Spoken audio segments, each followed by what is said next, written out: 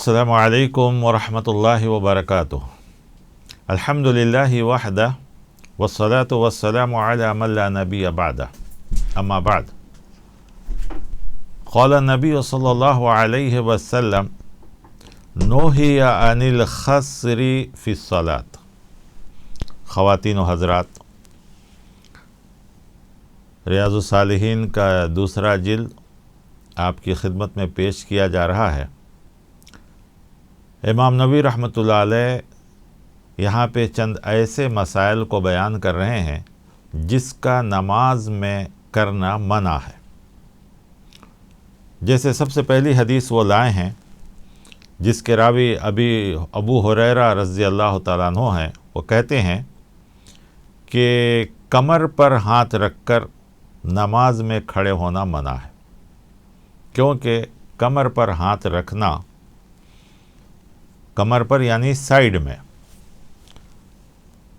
یہ ایک فخر اور غرور کی علامت ہے، جبکہ نماز میں آدمی کو عاجزی ہونی چاہیے، نرمی ہونی چاہیے، اور اللہ کے سامنے اپنے آپ کو اس حالت میں پیش کرنا چاہیے کہ آدمی اللہ کے سامنے عجز و نیاز یعنی عاجزی پیش کرتا ہو۔ تو ہر وہ کام جس سے انسان کے اندر فخر، غرور، تکبر ظاہر ہوتا ہو وہ نماز میں نہیں ہونی چاہیے، بلکہ نماز میں عاجزی، انکساری، نرمی، تواضع، اللہ کے سامنے خشوع اور خضوع کے ساتھ نماز کو پڑھنی چاہیے۔ اسی طرح بغیر عذر کے آسمان کی طرف چہرہ کرنا یا آسمان کی طرف سر اٹھا کے دیکھنا نماز کی حالت میں منع ہے۔ تھوڑے لوگ آپ دیکھیں گے اللہ اکبر جب نیت باندھتے ہیں تو اپنا سر اوپر اٹھاتے ہیں۔ اکثر لوگ جنازے کی نماز میں بھی ایسا کرتے ہیں کہ نیت باندھتے وقت یا اللہ اکبر کہتے وقت سر اوپر اٹھاتے ہیں۔ نہیں ہونا چاہیے۔ سر ایک بار سجدے کی جگہ ہو تو ہمیشہ سجدے کی جگہ ہی رہنی چاہیے۔ کچھ لوگ اور بھی کچھ کرتے ہیں مسجدوں میں، نئی گھڑی ہے تو اس کو دیکھ لیتے ہیں، کتنے گھڑیاں وہ دیکھ لیتے ہیں، کتنا امام صاحب ایک رکعت میں لیتے ہیں وہ ٹائم دیکھ لیتے ہیں۔ یہ سب غلط ہے، یہ سب منع ہے، نہیں ہونا چاہیے۔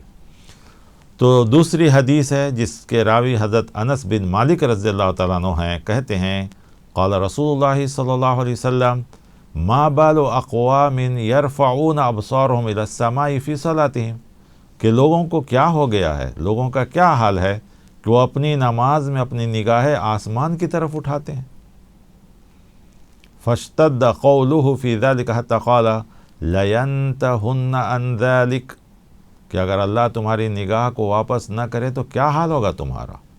تو لہذا ادھر ادھر دیکھنا یا آسمان کی طرف دیکھنا یا مسجدوں کی گھڑیاں گننا یا پنکھیں گننا یا مسجد کی گھڑی کے ٹائم میں فرق ہے کیا، یہ گھڑی میں کیا بجا ہے، وہ گھڑی میں کیا بجا ہے، یہ سب چیزیں نماز میں نہیں ہونی چاہیے۔ نماز ایک خشوع خضوع کا عبادت ہے جس میں جتنا زیادہ عاجزی، انکساری، تواضع، دل کو حاضر کرنا ہے، صرف جسم کو حاضر نہیں کرنا ہے، صرف جسم نہیں جھکنا ہے، دل کو جھکانا ہے، تو اس کا نام نماز ہے۔ اس لیے ادھر ادھر دیکھنا بھی منع ہے، کیونکہ ایک دوسری حدیث ہے جس کے راوی حضرت عائشہ رضی اللہ تعالیٰ عنہ ہیں۔ وہ کہتی ہیں سألت رسول اللہ صلی اللہ علیہ وسلم عن الالتفات فی الصلاة فقال هو اختلاس یختلسه الشیطان من صلاة العبد، کہ یہ شیطان کا ایک جھپٹ ہے، شیطان کا بہکاوا ہے کہ وہ تمہاری نگاہ کو ادھر ادھر کرنا چاہتا ہے، وہ تمہیں نماز میں بندے کی نماز کو اچک لینا چاہتا ہے، لہذا تمہیں اس سے بچنا چاہیے۔ یہ سب غفلت کی نشانی ہے، بے خبری کی نشانی ہے، یہ خشوع و خضوع کے خلاف ہے، لہذا غفلت اور بے خبری کے ساتھ نماز نہ پڑھیں، بلکہ خشوع و خضوع، ہوش، اطمینان، عاجزی، انکساری کے ساتھ نماز پڑھنی چاہیے۔ اسی طرح ایک مسئلہ یہ بھی لائیں کہ ایک کھانا موجود ہو اور آدمی کو بھوک بھی لگی ہو تو پہلے آدمی کھانا کھا لے، اس کے بعد نماز پڑھے، کیونکہ کبھی کبھی بھوک کی شدت بھی آدمی کو نماز کے خشوع خضوع سے دور کر دیتی ہے۔ اسی لیے ہمیں رمضان میں افطار کر کے نماز پڑھنے کا حکم ہے۔ حالانکہ ہم چاہیں تو چند گھنٹے صبح سے شام تک 12، 14، 16 گھنٹے تک ہم بھوکے رکھتے ہیں، اس کے بعد نماز کتنا منٹ ہے؟ 10 منٹ، اذان دے کے نماز پڑھ کے بھائی تم اس کے بعد کھاتے رہو، نہیں، کہا گیا کہ افطار کرو نماز پڑھو۔ تو آدمی کو بھوک لگی ہو، کھانا حاضر ہو تو پہلے کھانا کھائے، اس کے بعد نماز پڑھے سکون کے ساتھ، اطمینان کے ساتھ۔ اسی طرح اگر آدمی کو قضائے حاجت کی ضرورت ہو، پیشاب پخانے کی ضرورت ہو، تو وہ پہلے ضرورت سے فارغ ہو تب نماز پڑھے، ورنہ یہ چیزیں بھی انسان کے سکون کو دور کر دیتی ہے۔ ایک تو یہ کہ سکون کو دور کر دیتی ہے، دوسرا یہ دو چیزیں کھانا اور قضائے حاجت یعنی پیشاب پخانہ، آپ جانتے ہیں کہ جتنی بیماریاں ہیں ان میں سے 50% بیماریوں کا ذریعہ انسان کا بھوکا رہنا یا پیشاب پخانے کو وقت پر نہ کرنا، یہ بیماریاں پیدا ہوتی ہیں۔ بھوکے رہنے سے بھی آدمی کے پیٹ میں گیس اور ساری چیزیں پیدا ہوتی ہیں، پیشاب پخانہ وقت پر نہ جانے کی وجہ سے بھی انسان کے جسم میں کئی بیماریاں پیدا ہوتی ہیں۔ آپ آج کل کے ڈاکٹروں سے پوچھ لیں۔ اسی لیے کھانے پینے کے بعد بھی ہمیں اللہ کو یاد کرنے کے لیے کہا گیا، اور ان ضرورتوں کے بعد بھی اور پہلے بھی ہمیں دعا پڑھنے کے لیے کہا گیا۔ دعا باتھ روم جانے کی کیا، اللہم انی اعوذ بک من الخبث والخبائث۔ پرانے زمانے میں لوگوں نے سمجھا کہ شیطان اور جنات یہ سب باتھ روم میں رہتے ہیں، ٹھیک ہے یہ بھی صحیح ہے، لیکن اس سے زیادہ تکلیف دینے والی چیز یہ دونوں چیزیں ہیں کہ اس کو روکنے سے بہت سی بیماریاں پیدا ہوتی ہیں۔ پھر اس کے بعد جو نماز جو ہم کو دعا کیا گیا، الحمدللہ الذی اذھب عن الاذی وعافانی، اور بعض روایتوں میں آیا غفرانک، کہ اللہ کی تعریف ہے کہ ہم کو ان دو تکلیف دہ چیزوں سے بچا لیا اور عافیت دیا، یعنی صحت عطا فرمایا۔ سوچ کر دیکھیے یہ الفاظ پیارے نبی صلی اللہ علیہ وسلم کب ہمیں سکھلائے ہیں، اور آج جو لوگ ماہرین ہیں پیٹ کے امراض کے، ان سے آپ پوچھئے کہ ان دونوں کی وجہ سے کتنی بیماریاں پیدا ہوتی ہیں روک کر رکھنے سے۔ لہذا نماز جیسی عبادت کے لیے بھی کہا گیا ہے کہ اگر ان دو چیزوں کی حاجت ہے تو پہلے اس سے فارغ ہو جاؤ، اس کے بعد نماز پڑھو، ورنہ اس کی وجہ سے آپ کے نماز میں خلل پیدا ہوگا۔ تو معلوم ہوا کہ نماز سکون، اطمینان، عاجزی، انکساری، خشوع خضوع کے ساتھ پڑھنا ہے، بے پرواہی، غفلت یا جلدی میں ادا نہیں کرنا چاہیے۔ تو امام نووی رحمۃ اللہ علیہ یہاں چند مسائل لائے ہیں جو ان سب چیزوں سے ہمیں بچنے کے لیے کہے ہیں، ہمیں ان سے بچنا چاہیے۔ اسی طرح لوگوں کو نماز پڑھتے وقت دیکھنا چاہیے کہ سامنے کیا چیز ہے۔ قبر کے سامنے نماز پڑھنے سے منع کیا گیا، بالکل سامنے قبر ہو تو نماز پڑھنے سے منع کیا گیا۔ ہاں مسجد ایسی ہے جو چاروں طرف سے دیوار گھیری ہوئی ہے اور دیوار کے باہر قبر ہے تو کوئی بات نہیں ہے، یا قبر ہے اور اس کو چاروں طرف سے اونچی دیوار سے گھیر دیا گیا ہے تو وہاں بھی آپ نماز پڑھ سکتے ہیں، کوئی منع نہیں ہے۔ ڈائریکٹ قبر کے سامنے نماز پڑھنے سے منع کیا گیا ہے۔ حضرت ابی مرثد کناز بن الحسین ایک صحابی ہیں، وہ کہتے ہیں کہ سمعت رسول اللہ صلی اللہ علیہ وسلم یقول لا تصلوا الی القبور ولا تجلسوا علیہا، کہ قبر کے سامنے نہ نماز پڑھو نہ وہاں بیٹھو، مطلب وہاں بیٹھ کر ذکر کرنا، اذکار کرنا، یہ کرنا، دعا کرنا، دونوں منع ہے۔ نماز بھی منع ہے، سجدہ بھی منع ہے، اور وہاں بیٹھ کر دعا وغیرہ کرنا، ذکر و اذکار کرنا بھی منع ہے۔ تو ہمیں ان چیزوں سے بچنا چاہیے۔ تو جس مسجد میں بھی اگر قبر ہو اور سجدے کی جگہ ہو تو آدمی کو وہاں بچنا چاہیے۔ پھر اسی طریقے سے بہت سے لوگ قبروں کے پاس بیٹھ کر دعا کرتے ہیں۔ ہاں اگر آپ کسی کی مغفرت کی دعا کرتے ہیں تو کوئی بات نہیں، قبر والے سے اپنے لیے دعا کرنا یہ چیز غلط ہے، یہ منع ہے۔ ایک اور چیز جو عام طور پر مسجدوں میں ہوتا ہے، بہت سے لوگ یہ غلطی کرتے ہیں کہ نمازی کے آگے سے گزرنا۔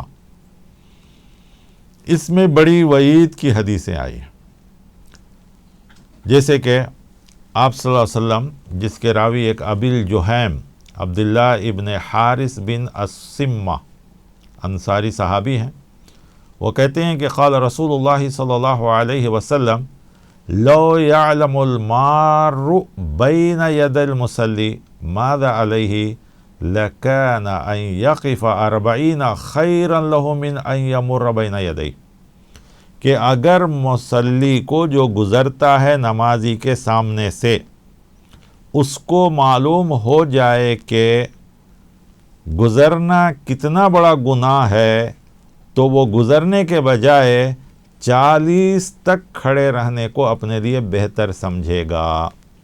اب راوی کہتے ہیں کہ مجھے آپ صلی اللہ علیہ وسلم نے 40 دن کہا، 40 مہینے کہا، یا 40 سال کہا، یا 40 گھنٹے کہا، مجھے یاد نہیں ہے۔ بہرکیف اس سے پتہ چلتا ہے کہ یقیناً بڑا گناہ ہے۔ لیکن یہ کب ہے اس چیز کی روایت؟ اگر جماعت کے ساتھ نماز ہو رہی ہے تو امام کے سامنے سے گزرنا گناہ ہوگا، مقتدی کے سامنے سے نہیں۔ اسی لیے آپ دیکھتے ہیں کہ حرم میں، مسجد نبوی میں نماز ہوتی رہتی ہے اور لوگ صفوں میں جاتے رہتے ہیں، آتے رہتے ہیں، تو وہاں پر وہ بلا ضرورت نہیں جاتے ہیں، ضرورت کے لیے جاتے ہیں۔ ہماری مسجد میں بھی اگر نماز ہو رہی ہے، امام کے سامنے سے گناہ ہوگا، مصلی کے سامنے اگر کسی کو کوئی سخت ضرورت پڑ گئی، وضو ٹوٹ گیا یا کچھ ہو گیا، تو وہ صف میں جا سکتا ہے۔ فرض کی بات ہو رہی ہے۔ لیکن اگر ہر آدمی سنت نفل پڑھ رہا ہے تو ان کے سامنے سے گزرنا گناہ ہوگا۔ اب کتنی دور سے گزرے؟ بعض لوگوں نے کہا ہے کہ سجدے کے آگے، سجدہ اور سجدے کے درمیان کی جگہ سے گزرنا اور بالکل کراس کرنا گناہ ہے۔ اگر آپ ریکٹینگل میں کراس، یعنی مخالف سمت میں کراس کرتے ہیں تو وہ گناہ نہیں ہے۔ مثال کے طور پر آدمی نماز پڑھ رہا ہے اور اس کو بالکل کراس کر رہے ہیں تو یہ گناہ ہے۔ لیکن آدمی نماز پڑھ رہا ہے، سامنے بیٹھا تھا، تھوڑا آگے گیا اور ایسے نکل گیا تو وہ گناہ نہیں ہے۔ بالکل نمازی کے سامنے سے گزرنا یہ جو ہے بہت سخت منع کیا گیا ہے۔ آئندہ ہمیں اس کا خیال رکھنا چاہیے۔ اسی لیے آپ دیکھیں گے بہت سی مسجدوں میں لوگ سترہ بنا کے رکھتے ہیں، اور سترہ رکھ کر کے نماز پڑھنا چاہیے، یا کوئی بھی اونچی چیز ہمارے سجدے سے تھوڑا آگے رکھ دینا چاہیے تاکہ اس کے سامنے سے کوئی آدمی گزرنا چاہے تو گزر جائے۔ تو بہرکیف اس کی بھی سخت تاکید کی گئی ہے کہ نمازی کے سامنے سے گزرنے سے بھی ہمیں منع کیا گیا ہے۔ پھر اسی طریقے سے ایک بات کہی گئی ہے کہ اذان اور اقامت کے درمیان جو وقت ہے وہ بڑا قیمتی ہوتا ہے۔ اذان اور اقامت کے درمیان یہ دو چیزوں کے لیے، ایک تو نماز پڑھنے کے لیے اور دوسرا دعا کے لیے، دونوں کے لیے یہ وقت بڑا قیمتی ہے۔ لیکن ساتھ ہی ساتھ جب اقامت ہو گئی ہو فرض نماز کی تو آدمی کو کوئی دوسری نماز نہیں پڑھنی چاہیے، صرف فرض نماز ہی پڑھ سکتا ہے۔ آپ دیکھیں گے بہت سے لوگ فجر میں خاص کر فرض نماز ہوتی رہتی ہے اور سنت پڑھتے ہیں، اس کی کوئی ثبوت نہیں ہے۔ بلکہ امام حنیفہ رحمۃ اللہ علیہ کہتے ہیں کہ آدمی وہیں سنت پڑھ سکتا ہے جہاں تک امام کی آواز نہیں آتی ہو۔ جہاں تک بھی امام کی آواز آئے گی وہاں تک سنت پڑھنا منع ہے۔ لیکن اکثر آپ دیکھیں گے کہ لوگ فرض ہوتی رہتی ہے سنت پڑھتے ہیں۔ ہاں، پہلے سے آپ نے شروع کر دیا تھا، نماز شروع ہو گئی اور آپ کو یقین ہے کہ آپ کی سنت ختم ہونے تک آپ کی رکعت نہیں جائے گی تو کمپلیٹ کر کے آ جائیں، یہ الگ بات ہے۔ لیکن آپ کو معلوم ہے 1 منٹ ہے فرض نماز کھڑنے میں اور آپ نماز کو کھڑے ہو گئے تو یہ درست نہیں ہے۔ باقاعدہ فرض کے لیے فرض پڑھنا چاہیے، اور فجر کی سنت چونکہ اس کی بہت اہمیت ہے تو آدمی بعد میں اس کی قضا کر لے۔ اسی طرح ایک اور چیز ہے کہ لوگ جمعے کے دن کو روزے کے لیے اور جمعے کی رات کو نماز کے لیے خاص کرتے ہیں، یہ بھی منع ہے۔ کہا گیا کہ نہیں، نماز آپ کسی بھی رات پڑھیں کوئی بات نہیں، صرف جمعہ کے لیے خاص کرنا اور روزے کے لیے جمعہ خاص کرنا نہیں، کہا گیا ہے کہ جمعہ کے ساتھ کوئی دوسرا دن ملا کے روزہ رکھو، یہ درست ہے، اس لیے کہ جمعہ کو عید المومن کہا گیا ہے، تو جو بھی عید ہے ہماری اس دن روزہ رکھنا منع کیا گیا ہے۔ جمعرات جمعہ کوئی روزہ رکھے، جمعہ ہفتہ روزہ رکھے، ٹھیک ہے، لیکن اگر کوئی روزہ آ گیا جیسے عرفہ کا روزہ ہے، اب اگر جمعہ کے دن ہی آ گیا تو وہ ایک روزہ آپ رکھ سکتے ہیں۔ نفل روزہ جو آدمی رکھتے ہیں ہفتے میں یا مہینے میں، اسی طریقے سے ایام 20 کے لوگ روزہ رکھتے ہیں 3 دن ہر مہینے میں، وہ اگر جمعہ کے دن آتا ہے تو 3 روزے ہوتے ہیں، ایک دن پہلے آ جائے گا، ایک دن بعد میں آ جائے گا، کوئی بات نہیں۔ کوئی خاص ایک روزہ کہ جمعہ بہت اہم دن ہے، عبادت کا دن ہے، اس لیے اس دن روزہ رکھیں زیادہ ثواب، تو ایسا نہیں ہے، بلکہ اس کے ساتھ کوئی دن ملا کر آدمی کو روزہ رکھنی چاہیے۔ پھر اس کے بعد اور بھی چند چیزیں جو نماز اور اس کے تعلق سے ہیں، وہ یہ کہ ابھی پہلے کے یہ میں بھی آیا، قبر کو پختہ کرنا یا اس پر عمارت بنانا یا اس کے سامنے نماز پڑھنا یا اس کے سامنے بیٹھنا، ان سب چیزوں کو منع کیا گیا۔ تحریم الجلوس علی قبر، قبر پر بیٹھنا، قبر پر مطلب یعنی وہاں بیٹھ کر کچھ عبادت کرنا، اپنے لیے کرنا، اپنے لیے یا جو قبر میں ہے ان کی مغفرت کے لیے تو ٹھیک ہے، صاحب قبر سے اپنے لیے کوئی طریقہ اختیار کرنا یہ منع ہے۔ یا اسی طریقے سے قبر پختہ کرنا، اس پر عمارت بنانا، یہ بھی منع کیا گیا ہے۔ ایک اور عبادت ہے جو نماز سے تو تعلق نہیں ہے لیکن روزہ سے ہے، 2 روزے کو ایک ساتھ ملانا، یہ بھی منع ہے، جس کو صوم وصال کہا جاتا ہے۔ یعنی آج ہم روزہ رکھے، شام کو افطار کرنے کے بجائے ویسا ہی کنٹینیو کر لیا، یہ آپ صلی اللہ علیہ وسلم کے لیے تو درست تھا، امت کے لیے درست نہیں ہے۔ آپ صلی اللہ علیہ وسلم نے فرمایا، نہا رسول اللہ صلی اللہ علیہ وسلم عن الوصال، قالوا انک تواصل، قال انی لست مثلکم۔ صحابہ نے کہا اللہ کے رسول آپ تو کرتے ہیں ایسا، تو آپ صلی اللہ علیہ وسلم فرمایا انی لست مثلکم، میں تم جیسا نہیں ہوں، انی اطعم و اسقا، میں اللہ مجھے کھلاتا ہے پلاتا ہے۔ اب اس حدیث کو کوئی لے کر کہے کہ آپ صلی اللہ علیہ وسلم کہہ رہے ہیں میں تم جیسا نہیں ہوں، مطلب طاقت اور قوت میں اللہ تعالیٰ نے پیارے نبی صلی اللہ علیہ وسلم کو اتنی طاقت اور قوت دی تھی کہ آپ صلی اللہ علیہ وسلم ان سب چیزوں کو برداشت کر لیتے تھے، امت کو ان سب چیزوں سے منع کیا گیا ہے۔ تو یہ چند مسائل تھے جو نماز اور قبر اور مسجد کے تعلق سے تھے، جن کو آداب کے طور پر بنائے گئے ہیں، یہ بھی چیزیں منع کی گئی ہیں، اس لیے امام نووی رحمۃ اللہ علیہ نے اس باب میں ان چیزوں کو جمع کیا ہے۔ اللہ تعالی ہمیں ان سب چیزوں کا خیال رکھنے کی توفیق عطا فرمائے، آمین، وصلی اللہ علی النبی۔